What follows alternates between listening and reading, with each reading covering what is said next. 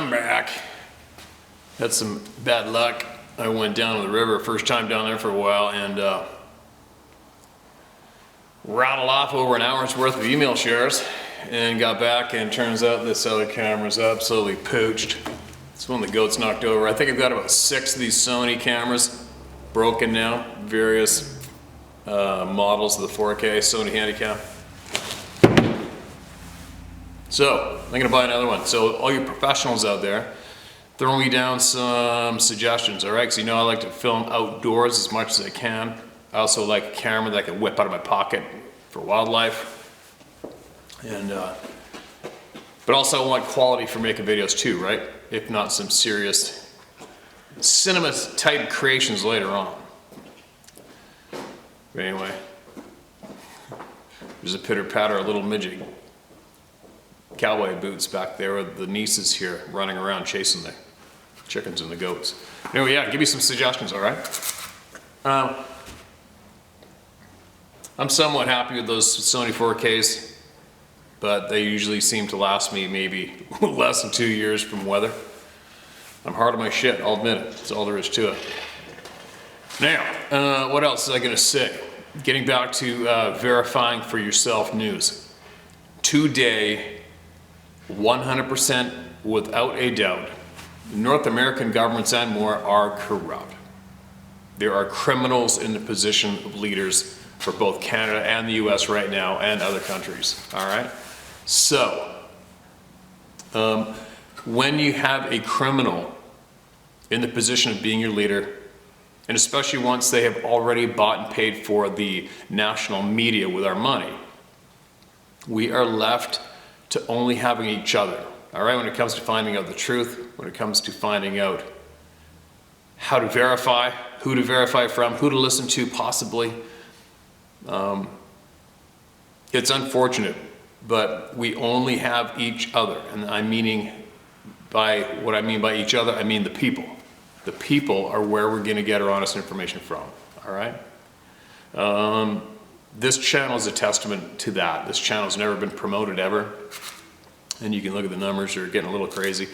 The viewer numbers are frickin' right the hell up there, and it is only due to the people coming here and sharing honest information. That's the only reason. They're definitely not here for my looks, right? Or whatever, or my stupid backdrops. Maybe some of my backdrops once I get back in the mountains, but let's face it, everybody's here only because of their craving for real, true knowledge. And more people are accepting the fact that you're only gonna get it from each other. That's all there is to it. Until finally one day we can figure out how to get rid of the criminals, how to get rid of the media that's being used as a weapon against us, which I think should be priority. The criminals can't get in position of where they are without the media. That's a fact. The media is the #1 weapon being used against the people today that I can think of that's probably an effectiveness second only to possibly a gun pointed at your forehead as being a weapon of manipulating, coercing, and controlling, right? Anyway, I don't want to babble too much about that, but just remember that we only have each other, and we need to stick together, and we need to share tidbits with each other when we can, no matter what the topic is. So while you are digging and you're trying to find out the truth of what's going on in our world today, when you come across something significant, send it my way. Send it my way, send it your neighbor's way, send it your family's way, but also add it in for them to verify for themselves, all right? That's something you're never going to hear from the government or the bought and paid for media. You are never going to hear them urge us to verify for ourselves. It's not gonna happen. So, that's what we have to do. No matter how much you may have a personal feeling about someone who is delivering, you're gonna have to kick that aside and verify the news for yourself, no matter how much you may dislike a certain personality who may be ringing the alarm bell, all right? Verify it for yourself, okay?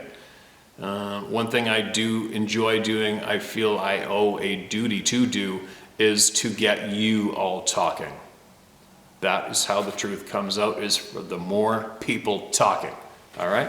So as we go, as I continue to read the honest words from people word for word, I will also be offering up items that I come across or forwarded up to me, which I'm going to share with you. And I'm going to ask you to verify for yourself, and also ask you to share it up with as many people as you can, and as well offer up to them to verify for themselves. But the end goal is to keep you talking. All right? It's to keep you all talking and not to make you be quiet. All right? Key. That's the key. Whoever wants you to be quiet is guilty, no matter what the topic is or where you are. If they want you to be quiet, they're guilty. All right? So keep digging, keep sharing, and keep talking. Now, getting on with it. This email is titled, What If? Brief but thought-provoking. Hello, Steve. Like many others, I love your channel and what you're doing, both with your own life and with the channels. Thank you for the effort and energy you put into these endeavors. And yes, you can use my name. I'm in Minnesota, and I'm ready to stand in and for the truth. James Ryan. Okay, James, thanks, man. Well, here we go. I'm an outdoorsman at heart, but mostly trapped in the city. I do get out once in a while, and you're an inspiration for me to get out there more often. Thanks for that as well. Now to my point, listening to you talk about the battle of good and evil, which I fully believe is occurring here and now all around us, and what those in power seem to know but won't share with the people. It finally dawned on me of what may be another part of the puzzle. Notice how much negativity, anger, fear, hatred, and jealousy has been stirred up in the last 4 or more years? Why? Well, of course, scared people are much more easily controlled and divided, but we don't stand a chance of overcoming them. But what if? What if alien/unknown beings out there our governments know about but won't fully admit to feed off of all our negative energy? I know there are some good beings out there too, but I'm more concerned about the evil, malevolent ones. What if our leaders are purposely fostering all the suffering in the world just to please or feed them? And why? Why would they strengthen the evil forces in this way? I have no answers, but lots of questions. And it seems to me that staying motivated, but letting go of fear and anger and hatred most of us struggle with would benefit us and possibly deprive them. Food for thought anyway. And by the way, I have a few odd experiences related to both sabe and UFOs separately, but I'll save those for another time. And P.S. If you assemble that band of good men, count me in. Jim. Ends with a couple of quotes. Quote, people sleep peaceably in their beds at night only because rough men stand ready to do violence on their behalf. George Orwell. End quote. George Orwell. Quote, people stumble over the truth from time to time, but most pick themselves up and hurry off as if nothing happened. End quote. Sir Winston Churchill. How true are those two quotes today? Holy shit. Yeah, I don't know, James, what if, right? What if? Surely would make a lot of sense, wouldn't it? Because the mainstream, the narrative, the politicians, the people in control, they want us scared, they want us miserable. They want us fighting with each other. Sure sucks, doesn't it? But it takes a lot of energy to motivate. It takes a lot of energy to motivate people to try to clue into various items, right? It's frustrating for me. I find that I've been trying to motivate people for a long time, and it wasn't something I came up with either. I just naturally fell into that position. But sometimes I wonder if I'm a failure at motivating people at times, because it's hard, right? It's hard to motivate people. It's hard to convince people to give a shit about a lot of different topics. I know a lot of successful people. I know a lot of successful people with children who just don't give a shit. They would rather sit and watch sports, watching a ball or a puck or a whatever, going back and forth and back and forth and back and forth and back and forth, doing the exact same thing. And that's good enough. It's good enough for them. As long as the bills are paid, they don't get too uncomfortable from the residue of what's going on the planet. They just don't seem to give a shit. It's kind of weird, you know? Even Canada here today, we currently have a woman, a mother of 3, who didn't break the law.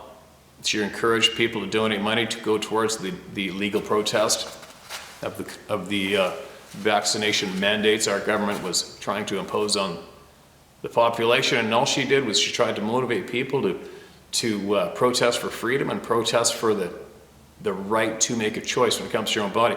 And now she's a political prisoner in Canada.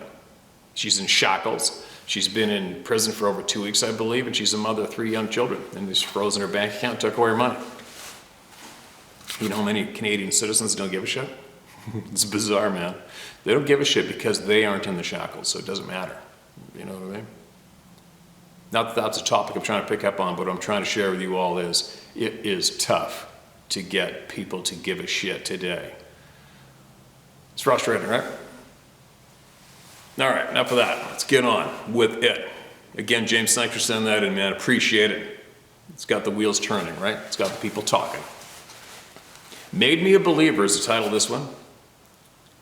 Okay, Steve, my name is Daryl Bonnet. I'm going to say Bonnet, B-A-N-E-T. Or it could be Bennett. I'll give you a strong in the eye virtual handshake. And I give you a strong in the eye firm handshake back, my man. I'm a retired pastor. I'm 68 years old. I love to hunt and fish, but 20 years ago my tree stand broke on me and I fell 20 plus feet and severely broke my back. That sucks.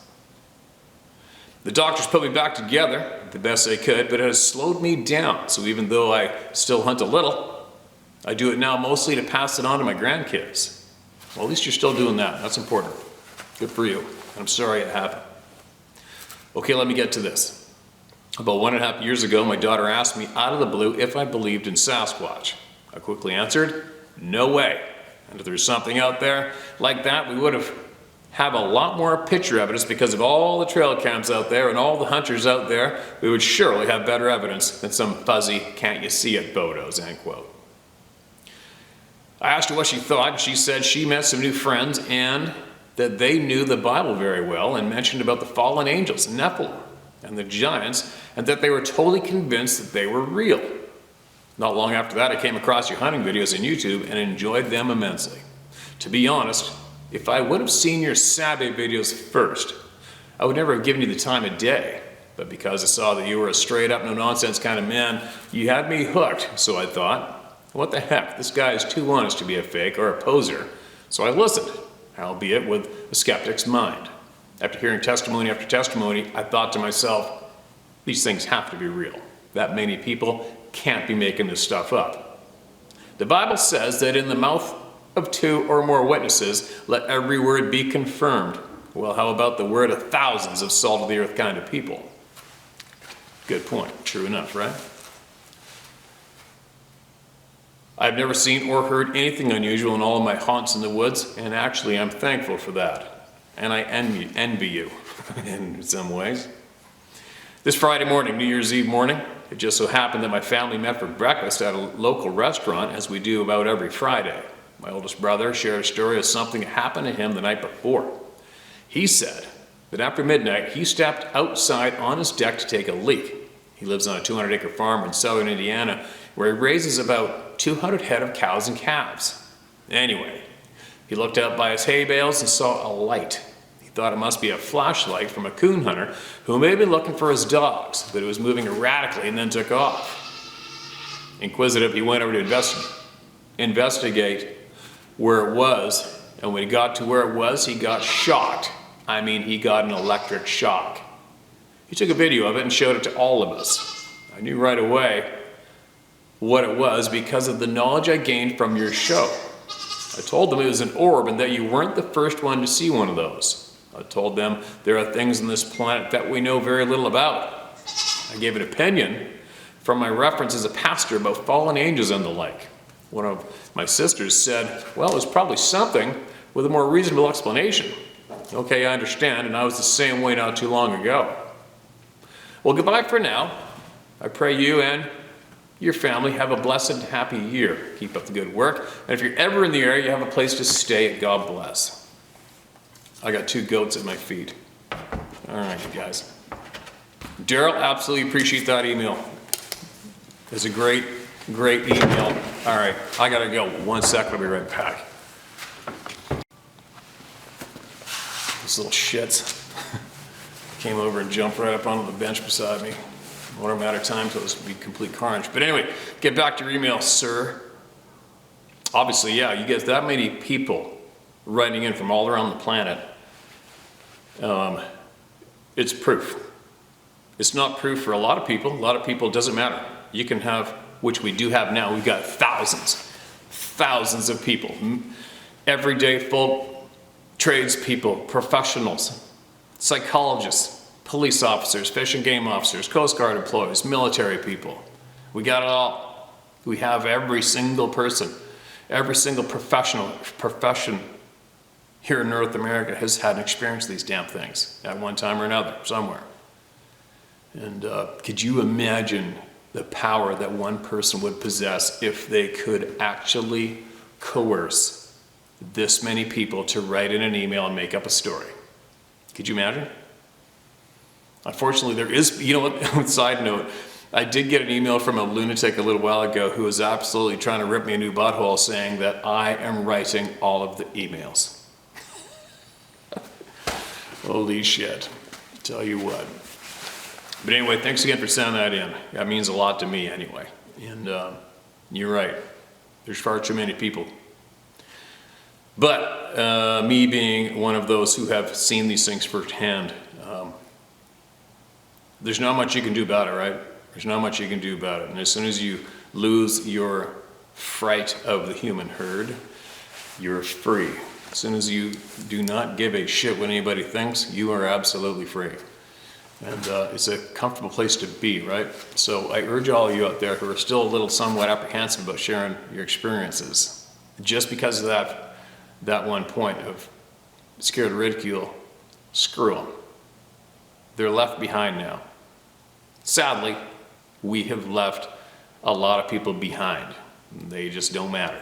They can catch up to the lineup if they want, but sadly they are being left behind when it comes to true honest knowledge, right? It's unfortunate, but what do you do? What do you do?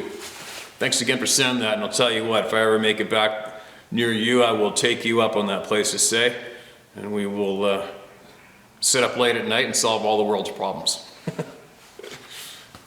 All right, what do we got? Next up, multiple family encounters with Sasquatch. That's the title of this one. Hi Steve, I hope I'm sending this to the correct email address. You did. I came across the YouTube videos when trying to find information that could explain my family's experiences and decided to share with you because I believe you're doing a great job at getting the information out there. Appreciate it, man. There's definitely numbers to you now, isn't it? Please don't use my name if you decide to use this email, but feel free to contact me with any questions if you like. It's not that I'm afraid of ridicule, but I'm very aware of the many claims of government intervention when these creatures are encountered and do not wish any harm on him/them, as I would like to have more encounters myself. I can't wrap my thoughts around the cover-up. I am confident they are in our area. We live in Central Florida in the Green Swamp area, and I, wife and children included, live approximately 3 miles as the crow flies from my family farm. My parents own a farm and I live on a few acres myself.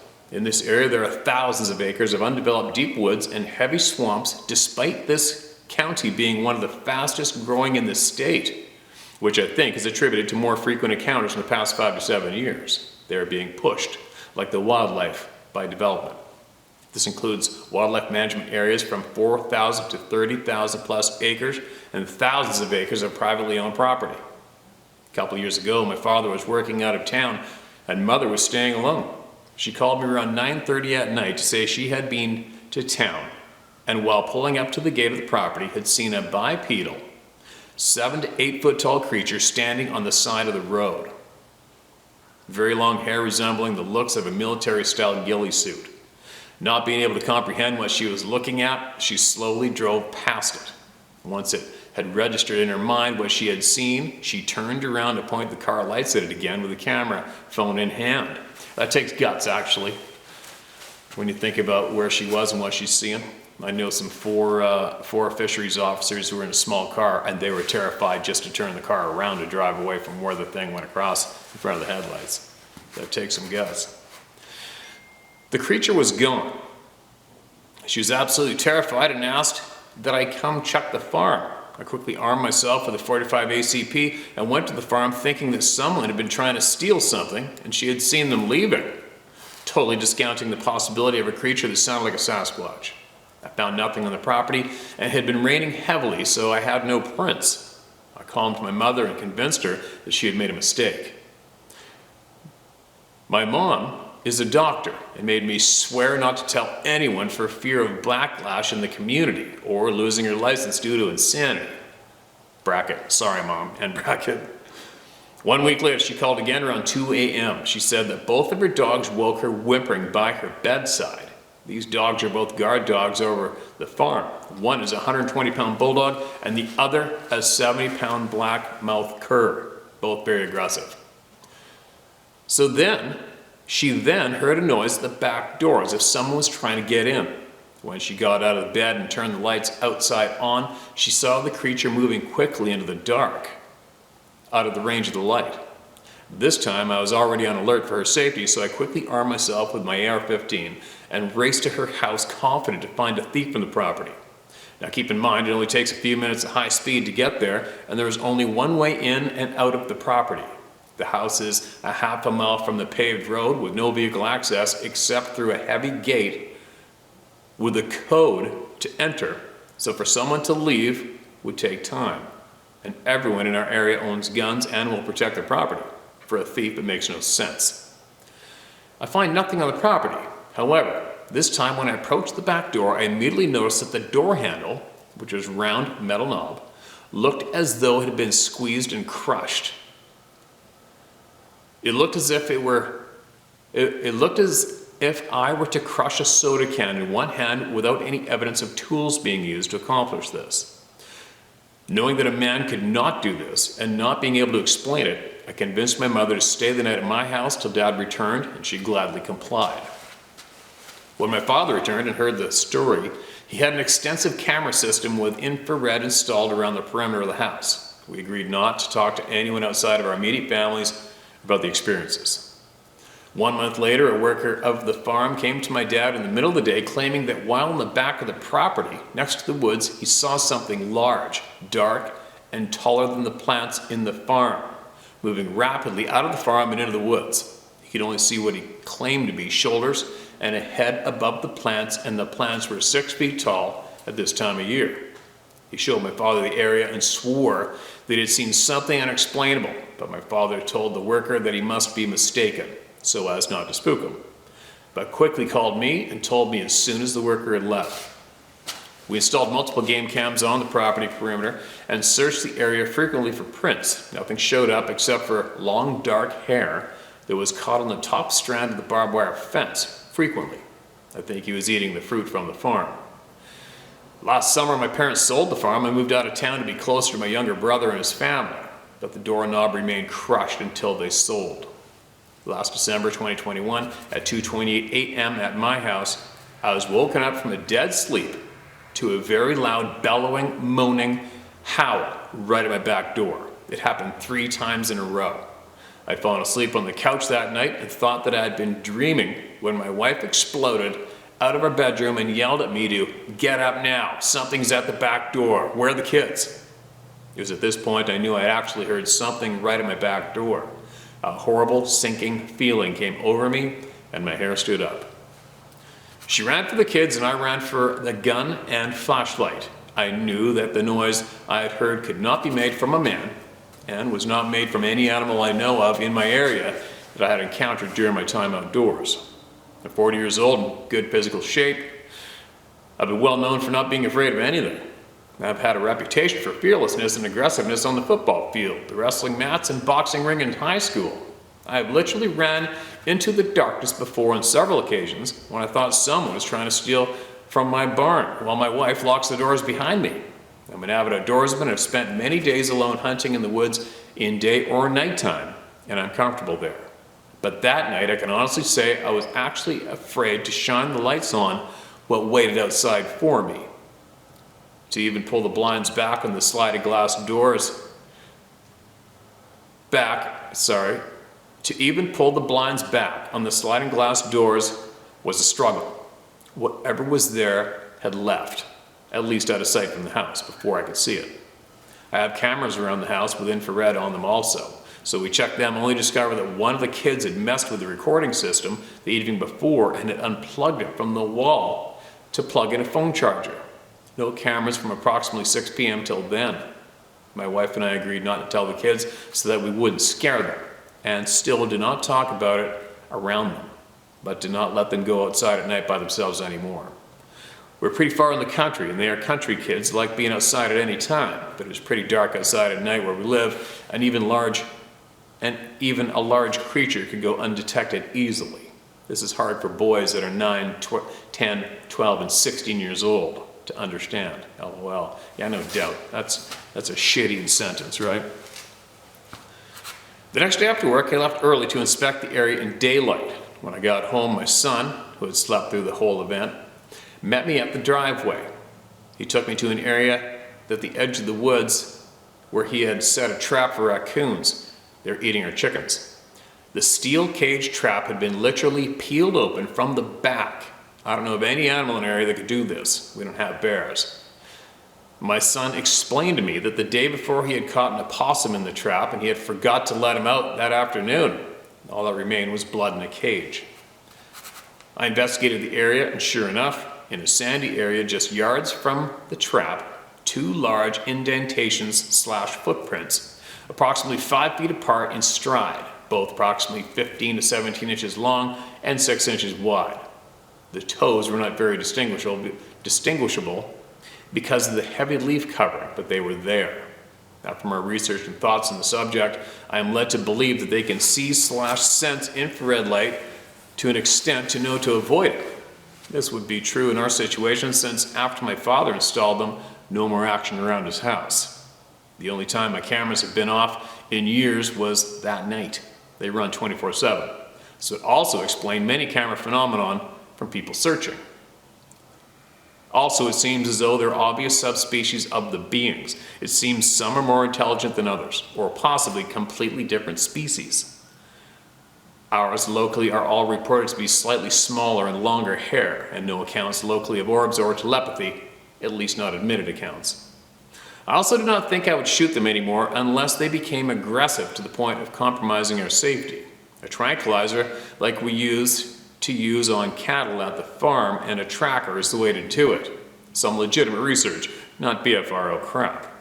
I'm tempted often, though, to turn off the cameras and stay up all night to have another experience, ready with my GoPro and flashlight, and gun, of course. I don't, however, because I'm not sure if we have angered him/her by trapping animals. Not sure on this one, and if the cameras are keeping him/her away, good. Anyway, sorry the email is so long, but it's good to tell someone other than just immediate family, someone that can get this out there in a big way. By the way, the sound from your video, Northeast Texas sound caught on camera, although not quite as deep and a little too scratchy, sounded close enough to push me into sharing. Thanks for all you do and keep it up. Okay, man. Thanks for that email. Absolutely appreciate it. And that sucks about the boys. I've said it in handful to many people in the past, could you imagine? You imagine having your dream property, your dream rural property, and children, and all of a sudden you see one of these damn things in the backyard. Great. How? Well, I've had fathers write in and say he can't keep his eyes off the kids anymore, to the point that everybody's annoyed to death with him, because he cannot keep his eyes off the kids when they're outside, ever. That's a low plane. Yeah. Would they be pissed off at you for trapping animals? Not a chance. These beings are full-on carnage when it comes to wildlife and domestic animals. They don't give a shit. We've had numerous people email in about how one female, one was stalking, this guy's a tree stand, female stalking some wild hogs, slapped one and sent it smashing into the tree, and that was enough to kill it, picked it up, took it away. Dogs getting torn in half, thrown on the porch, chickens, all the chickens getting killed in the coop, all the rabbits in the hutch getting their heads popped off. It's endless. It's endless. They don't give a shit. game animals being taken, being seen hunting elk, being seen running with a deer in their hand, finding deer with its leg tore off, nothing else gone. It's endless, right? Here come the goats again. I gotta kick these guys out here, close the door. They're gonna knock this tripod over. All right, had to close the shop door. Hopefully it doesn't create too much more of a bad echo, but these times of echo and bad audio are slowly gonna be coming to an end pretty quick, all right? Now, anyways, where was I? Yeah, about the boys, about hunting, about them being pissed off, you trapping, not a chance. I'm getting back to that email, man. We had a pilot from an A-10 Warthog, I think they're called. Those planes that are to drop suppressing fire on the ground with their, also they use infrared and heat signature. But this particular pilot said he was using infrared and they were on their orbit, he called it an orbit. And they were trying to seek out human targets during the night to ensure a safe pathway for the troops in the morning. Saw this being in Afghanistan, digging in the ground, buckled over, hit it with the IR, and that thing stood up and went like this right away, looking right at him. And he was, I think, literally kilometers away. So without a doubt, they see the infrared beam, without a doubt. And the pilot was absolutely amazed at what they were seeing, and they tracked it up the mountain. He said it ran straight up the mountain, effortlessly, never stopped, and then lost it in the boulder piles in the caves or whatever. But anyway, that was a great example of how they do see the IR. And everybody knows about trail cameras, they give off an IR beam the entire time. So if you can see that beam clearly, imagine what it looks like in the forest. You can see a trail camera from frickin' miles away, right? So there you go. If you got those cameras on your property, perfect move. Just gotta keep them going, like I said, 24/7. Anyways, good luck out there, be safe, and I hope your boys don't have any shit-eating experiences. And I guess in an odd way, I would suggest you break the news to them. Somehow, gently maybe, I don't know. I don't know how to do it. I haven't really sat down and thought about how to do it, how to break the news to children. But it's better they are somewhat prepared ahead of time in case they have to deal with that shitty experience, because you don't want them to have PTSD and you don't want to have their futures annihilated because they saw a real live monster staring at them in the back 40 without any heads up whatsoever that it might be a possibility it's real. You know what I mean? It's a toughie, man, but it's got to be dealt with now for a lot of people. What do we got here? This is titled Sabe Download. I'm participating in this roundtable of knowledge. They call me Lightning, but I was named Linda at birth. Share my name, and first I want to thank Lauren for her insightful perspective on the Sabe people. It was helpful listening to Edgar's experience and the roundtable of knowledge, RE nuclear power sites, and the easy trespass of Sabe. So here's what my direct experience looks like. Have sensed or been terrified at certain times in the woods, though as a country girl I'd spend hours exploring the orchards and the hills alone with my Irish setter. I grew up in Hudson Valley, an area known for UAPs. UAPs. I'm 7 years old now and limit sojourns after dark. However, recently I was driving after dark on unfamiliar territory. I don't use GPS and often prefer to leave smartphone at home. So I got myself turned around. Found myself on Indian Lake Road instead of State Highway. I got that terrified feeling. I was able to swallow and draw up in my sovereignty, then focused on mind speak as I understand that Sabe has used this territory, including for reported sightings. The download spoke that Sabe are light beings. They lived on Earth a long time ago and were removed by extraterrestrials during one of the Earth's mass extinctions. They use portals to travel, and there are plenty of those around now with the veil so thin. They left, and now some have returned to accept the mission. Their mission has something to do with keeping nuclear events from happening. Was in the 70s or 80s when UAPs were documented as neutralizing nuclear missile silos? So there is a working rapport between sabe and extraterrestrials. Yes, they are a people, and like humanity, there are good, neutral, and evil Sasquatch who sooner tear your head off in a half a second. These extraterrestrials don't want nuclear events as it tears into the whole planetary system, even as far as tearing into the multiverse. So sabe is here to preserve nature and help block nuclear destruction. They're doing their best to protect terra firma. I was grateful for the download and am guided to pass it along to the round table of knowledge. May the ancestors and the sabe help guide you and protect you on your journey to Ottawa. Let's more of this tribe join up. I'm hoping to draw via bridge of peace between Buffalo and Toronto. Apology for length. Edit as you see fit. Rest in peace, macaroni. Sincerely, Linda P. Luss. Sorry, the Berkshires. Linda, appreciate it. And we're working on the Rumble channel new video, and it's time consuming right now. Everything's time consuming. I haven't been able to finish it yet. And I addressed what happened with Ottawa, and it definitely had nothing to do with me not wanting to go. It was timing and sickness hitting the house, needing a couple days. Sarah goes down like a sack of bricks.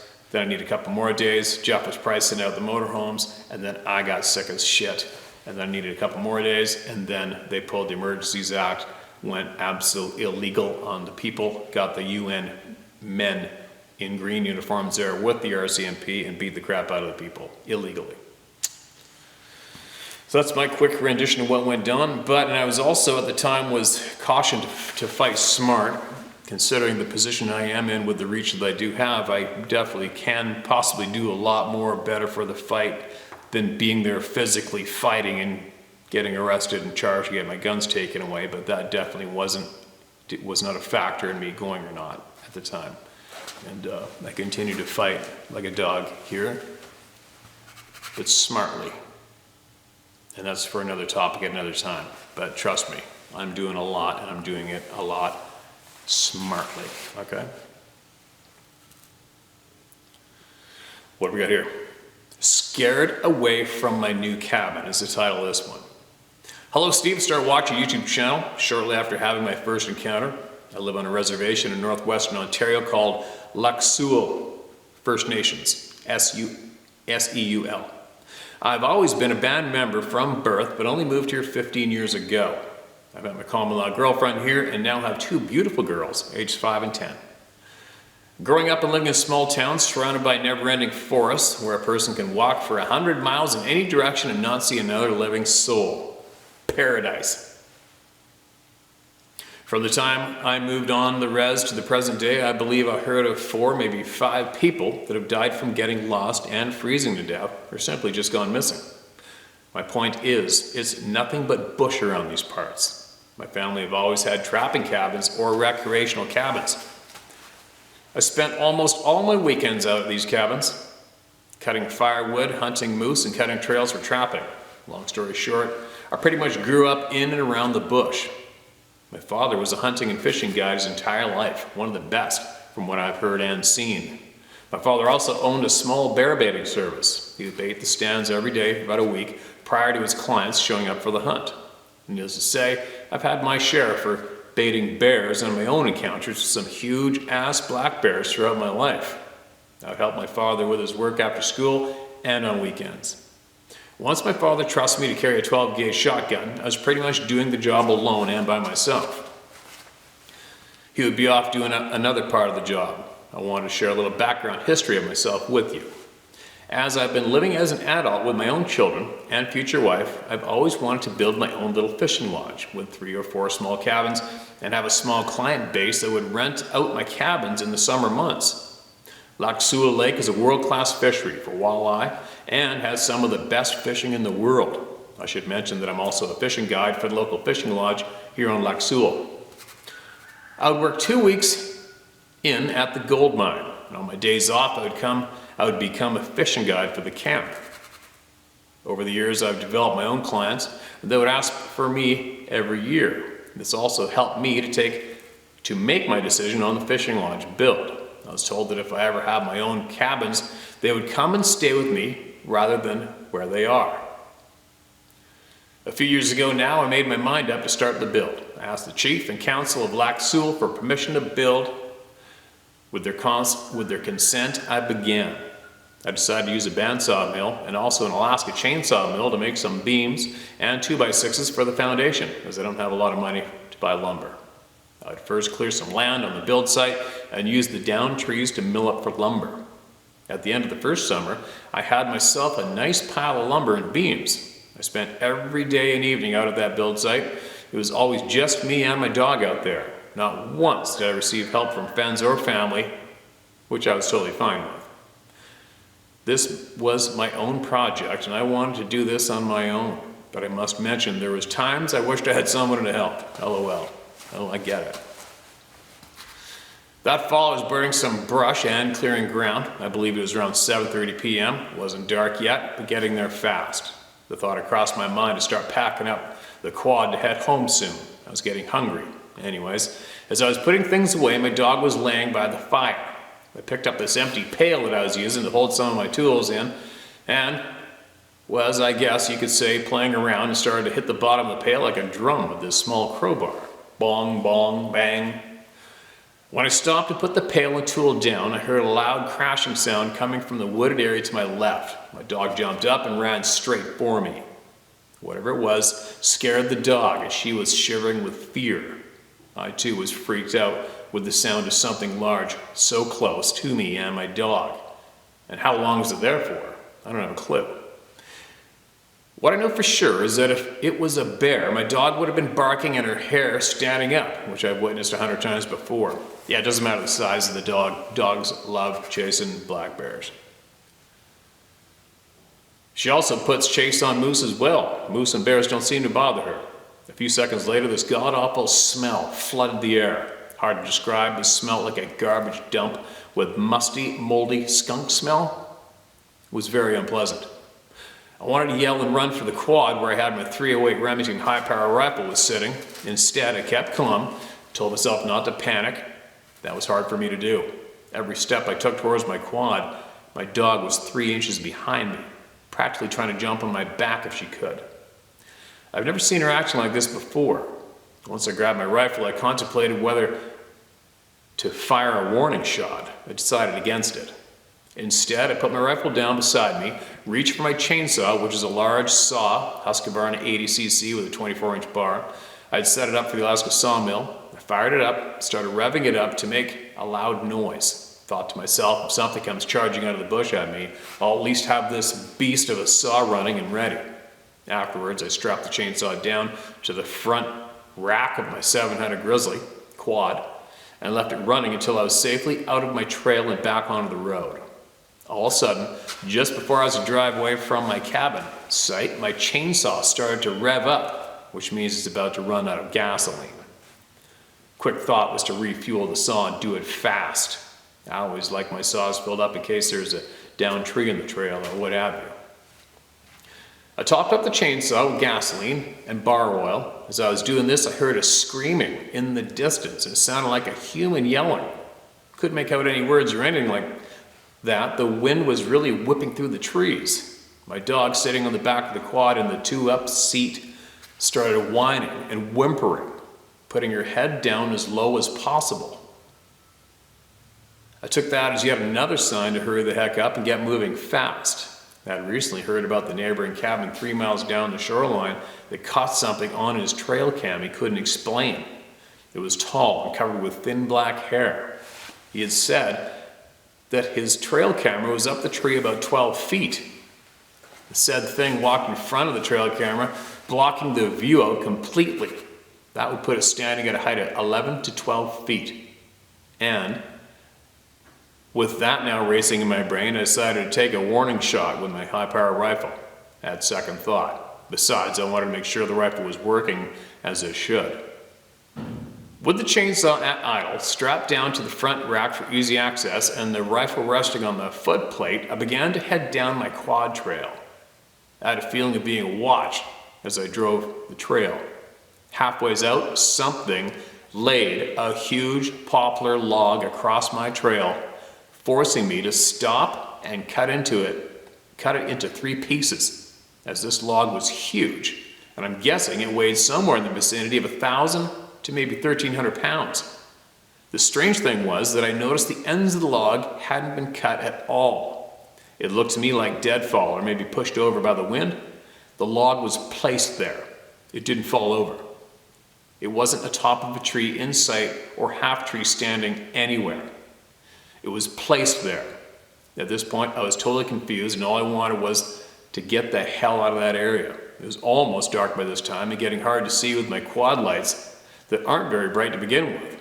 Looking over my shoulders and cutting the log is when I experienced the strangest feeling of being watched that I've ever felt in my life. I know it was close by watching me. I absolutely knew it was somewhere, and my dog also knew it was because she let out a loud bark as I was operating my saw. She nearly gave me a heart attack. I was shaking with fear. Funny now, but not at the time. Once finished with the log, we were on our way again. I finally made it out and back onto the road, but not out of the woods yet. As the saying goes, I still had about 7 miles more to travel before arriving at the community and to my house. Made it home without incident. Just a sore neck from whipping my head around 360 degrees.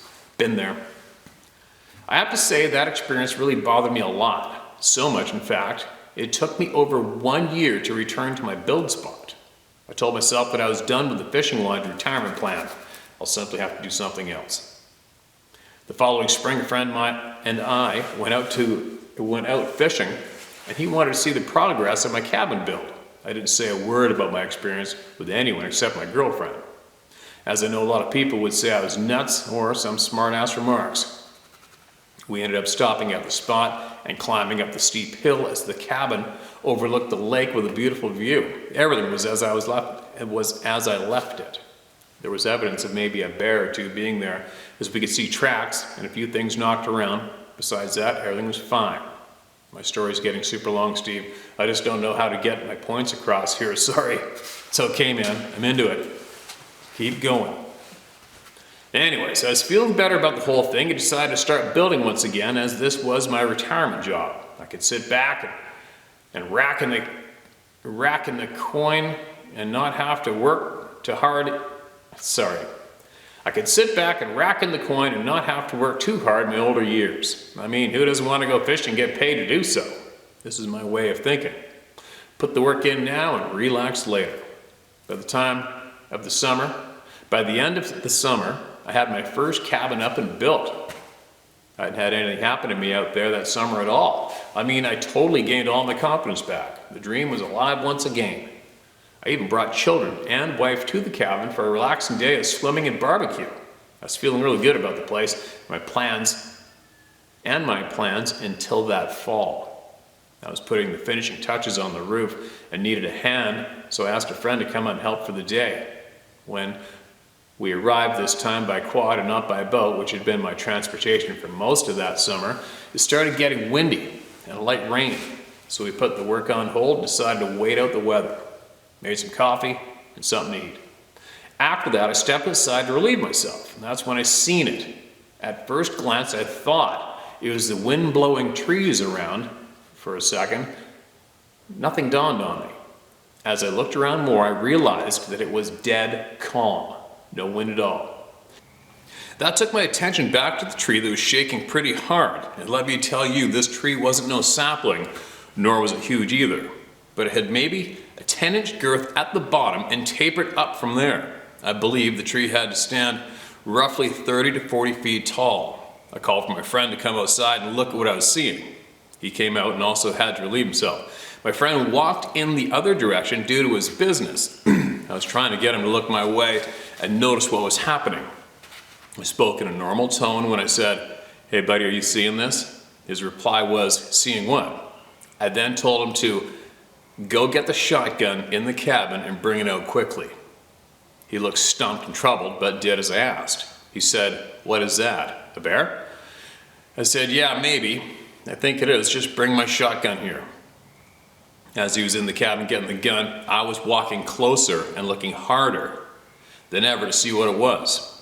I then seen the strangest thing in my life. I seen a long black arm reach up the tree and grab a hold of it and snap off a huge tree branch with one arm. Again, my first reaction was that it was a bear because I seen black. My friend was yelling, "What is it?" I told him it's a black bear. He came with my gun and handed it to me. I then paused and thought for a second, a bear can't reach up and grab the tree like that. It doesn't have fingers to grip the branch and snap the way it did. And the reach was incredibly long. If I had to guess, it reached up at least 6 feet when I think about it. Much longer than a bear could ever reach. I didn't see any part of the body at all, just a long, black, hairy arm reaching up. It had to have been sitting down listening to us in the cabin, or possibly laying down. My friend didn't end up seeing the arm, but he said he did witness the tree shaking and heard the snapping sound from the tree. I asked my friend what we should do. Should we shoot in that direction? Should we run? Maybe head in the cabin and lock the door? He said, "Let's get the F out of here." I couldn't have agreed more. I'm gonna end my experience with that said. Steve, I'm so upset with these things. I mean, it's now been another year and 6 months since I've been in my cabin. I left a lot of valuable equipment and tools there. It's really changed my thought process and outlook on life. I'm truly too freaked out to continue with this dream I had. They are real and they messed me up in the head big time. I need to go and check on things out there, but I'll be going with an army.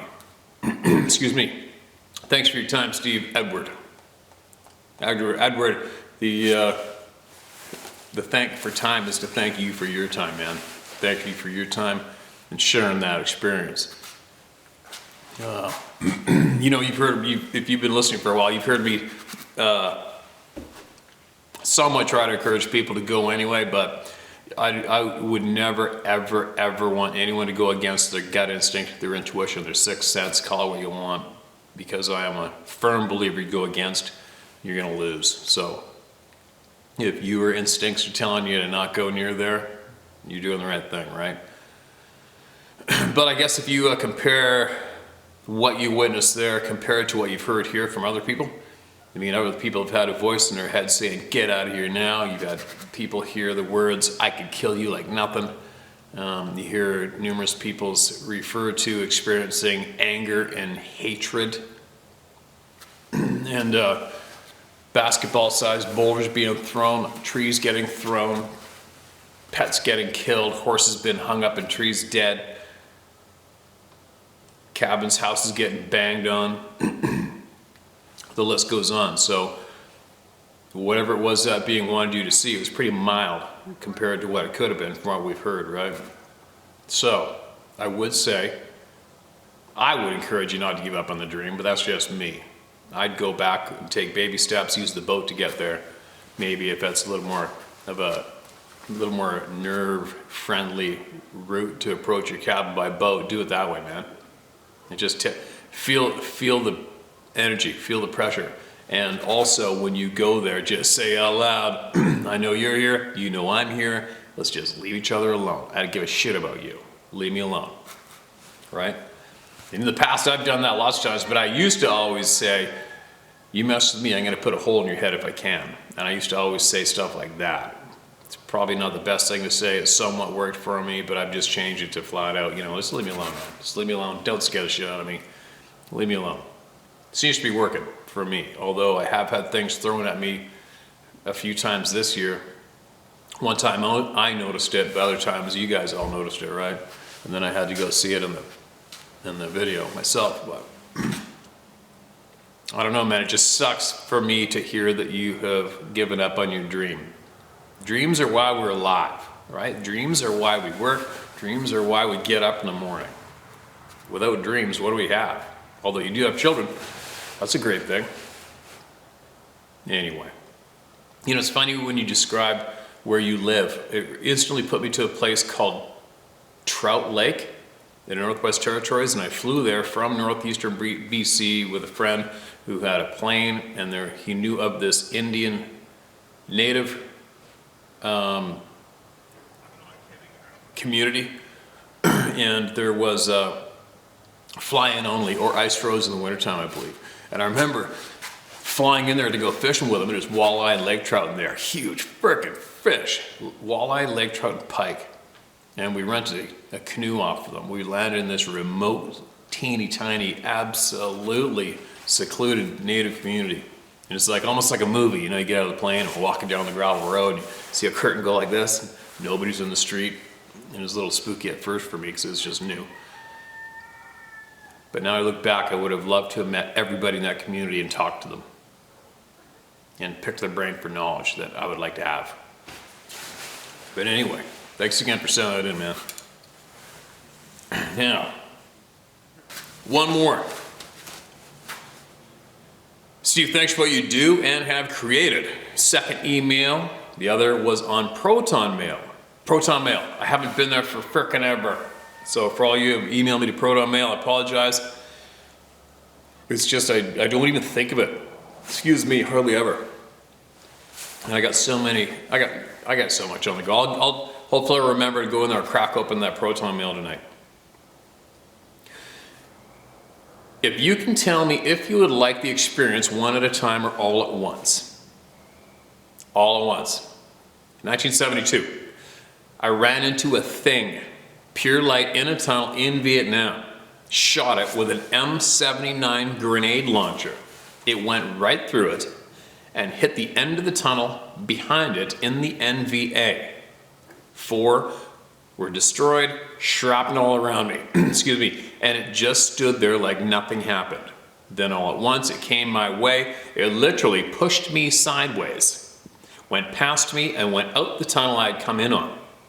Of course, hearing wasn't gonna happen after the 40mm grenade blast, but in a second, there was no light in the tunnel behind me, and it took me 20 to 30 minutes to get the first turn in the tunnel. To get to the first turn in the tunnel.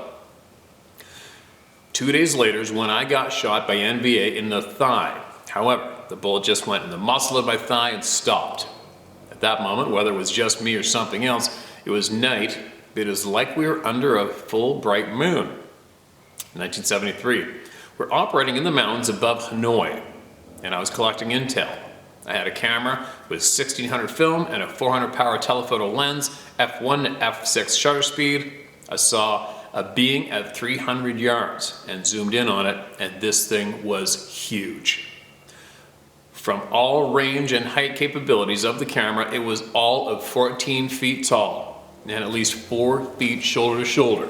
The head was at least 20 inches wide. Couldn't make out any facial features because it had long hair that was covering the face. The muscle structure would have made Arnold Schwarzenegger look like a schoolboy. How many times have we heard that one? The legs were like 24-inch tree trunks and the arms were the same. It was picking up boulders that had to weigh 400 pounds, like it was looking for something under them. It had large breasts, and where it was in the edge of the jungle, the head was just under the canopy. I shot 10 pictures of it, and when I took the last one, it looked right at me for about 3 seconds, and then it was gone. When I got back to the ship, we developed the film and did measurement, and this thing was huge. Of course, the military took all the photos. They can be photographed, but you better already have it ready to go when you see them, because otherwise you won't have time to take the picture. During the same operation, we came up upon a mountain, a mountainous settlement, a mountain ARD settlement, and it was totally destroyed. It looked like a bomb went off in it. About 30 hooches. Everything was smashed flat, and it looked like you ran over it with a steamroller. But there was no indentation whatsoever that there had been any explosives set off in the area. Neither of us or the mountain ARD operators ever found a single person from that village, and they said there were 40 to 60 people in it. Those guys could track on solid rock. I have seen them do it, but they could not find a single track of anything leaving that village. That's a little creepy. On another operation, we went to the jungle where they had used Agent Orange and also napalm to wipe out the jungle. My estimate would be 5 miles wide, 40 miles long. We're looking for tunnels and any indication of movement through the area. We found bones of just about every animal you could think of. And next to a small stream, we found human-like femur bones that were 5" in diameter and 49 inches long. 49 inches long is frickin' long. You could tell they were not animal. We brought them out with us and turned them over to the US Navy. The last we ever saw of them is when we loaded them on a CH-46. Inquiries from the 06 level request were told that the information was top secret crypto, and we had no need to know. In May, we were operating in Laos on the river. It was just before dark, and we maneuvered close to the bank in 40 feet of water, looking for a trail down to or from the river. When we rounded the bend, there stood a thing about 5 feet from the bank, which put the water close to 20 feet deep, and its shoulders were out of the water, and the head was the size of a 15-gallon drum. And how do I know, you might ask? Well, it was carrying a 15-gallon drum in its hand. That's how similar, sorry, let me read that one more time. That's pretty impressive. How do I know? You might ask. Well, it was carrying a 15-gallon drum in its hand. That's how. Similar to the way we would hold a glass of water. It went from where it was onto the bank, which was steep, in a matter of a couple of seconds. So fast that the gunner didn't have time to train the 50 cal machine gun on it. And then it was gone. Of course, the after action report was all redacted 5 minutes after it was turned in and never to be seen again. Thank you, Larry Castle, Sharon A. Okay, I don't know what the rest of this is, I'll leave it out. But anyway, Larry, absolutely appreciate that. And as you know, well, you've probably been listening to these people talking through me here for some time now. And we've had numerous people come to us and share experiences with what they called the rock apes of Vietnam. And those are basically what we call Sasquatch in North America, right? Excuse me.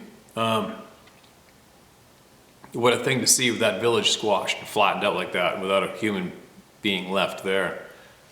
Obviously, there probably wasn't any blood, otherwise they probably would have mentioned the blood being there too, right? That's a little unnerving. That's almost that. When I heard that point of the story, I actually thought of Dave Blightus. He might be interested in that part of it. Amazing things people get to see, isn't it? It's funny, you know, the reach that this channel has now, the amount of people that view this channel monthly is really substantial. Excuse me. And I wonder right now if many people that were involved at that time with you or where you were or on that same ship, people that saw those photographs and more, I wonder how many of those people are watching this channel right now, glued to the screen or listening to the audio as you replay what happened to all of you back then in Vietnam. Wonder how many people, right? It's happened before. It's happened quite a bit now. A lot of people have heard stories shared and then wrote in later on to say they were there, right? Or I was the sister, or I was the brother, or I was another kid in the summer camp. Everybody's listening. But anyway, that's it for now. Don't forget, you guys, at this stage of the game, we are all we have right now is each other. That's it. We are all we have. We don't have our governments. We don't have the media.